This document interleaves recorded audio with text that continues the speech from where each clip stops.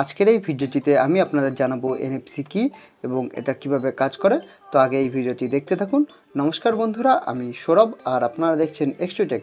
তো ভিডিওটি স্টার্ট করার আগে আপনি যদি আমার চ্যানেলে নতুন হয়ে থাকেন তো আমার চ্যানেলটিকে সাবস্ক্রাইব করবেন এবং পাশে যে বেল আইকনটি আছে সেটাতে ক্লিক করবেন, যাতে কিনা আমার চ্যানেলের নতুন ভিডিওর আপডেট আপনি পেতে পারেন। তো চলো শুরু করি।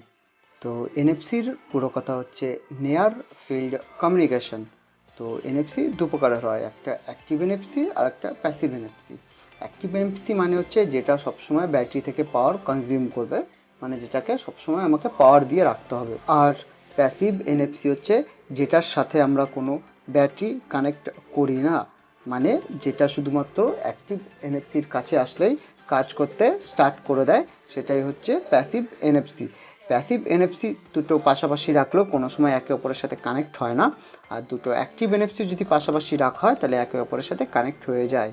আমরা যখন আমাদের ফোনে এনএফসি অন করি তখন একটা লো পাওয়ারের ইলেকট্রোম্যাগনেটিক ওয়েভ আমাদের ফোন থেকে বের হয়, যেটা আমাদের কোনো ক্ষতি করে না, লাইক ওয়্যারলেস চার্জারে যেরকম হয়। তো আমরা যখন দুটো এনএফসি এনেবল ফোনকে 1 থেকে 2 সেন্টিমিটারের কাছাকাছি নিয়ে আসি তখন তাহলে একটা ফোন থেকে আমরা আরেকটা ফোনে ফাইল ট্রান্সফার করতে পারি।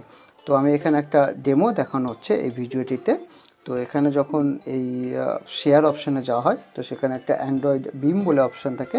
তো সেটা যদি আর একটা এনএফসি এনেবল ফোনের কাছে নিয়ে যাওয়া হয় তাহলে অতি সহজেই একটা ফোন থেকে আর একটা ফোনে আমরা ফাইল ট্রান্সফার করতে পারি। শুধুমাত্র ফাইল ট্রান্সফারই না, আমরা এই এনএফসির সাহায্যে যে কোনো ধরনের পেমেন্টও করতে পারি।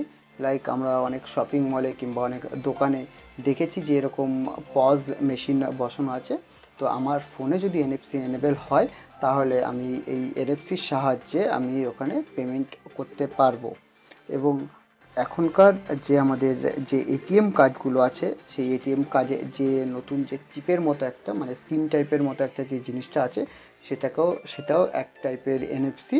তো সেটার সাহায্যেও আমরা পেমেন্ট করতে পারবো। জাস্ট ওই কার্ডটাকে জাস্ট ওই পজ মেশিনের কাছে যদি টাচ করি তো সঙ্গে সঙ্গে যা পেমেন্ট আছে সেই পেমেন্টটা আমরা পেমেন্ট করতে পারবো।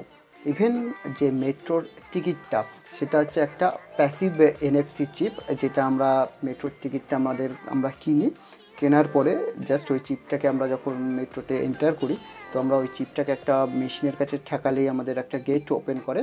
তো তার মানে হচ্ছে যেটা আমরা যেখানে ঠেকাই সেটা হচ্ছে অ্যাক্টিভ এনএফসি, আর যেটা আমরা আমাদের যে টিকিটটা দেয় মানে কয়েনটা দেয় সেটা হচ্ছে একটা প্যাসিভ এনএফসি। এগুলো ছাড়াও প্যাসিভ এনএফসি বিভিন্ন কাজে লাগে, লাইক বিজনেস কাজে কেউ ইউজ করে, লাইক কেউ অ্যান্ড্রয়েড যে ট্যাগগুলো আছে সেই ট্যাগের ভিতরে এনএফসি এনেবল করা থাকে, তো সেই এনএফসির ভিতরে তার পাসওয়ার্ড সেভ করে রাখতে পারে।